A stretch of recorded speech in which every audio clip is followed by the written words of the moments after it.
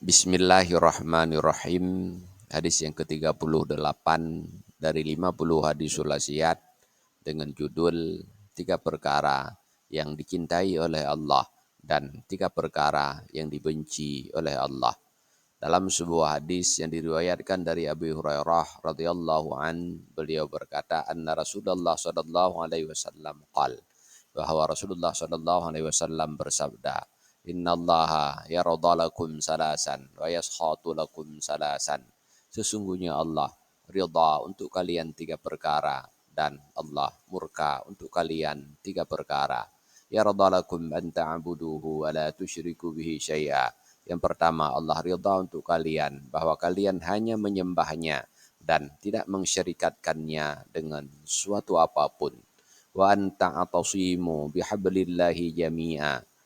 Dan yang kedua, Allah ridha bahwa kalian berpegang teguh dengan janji Allah.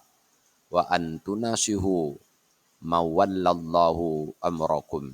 Dan yang ketiga, Allah ridha bahwa kalian menasehati orang-orang yang dijadikan pemimpin kamu oleh Allah.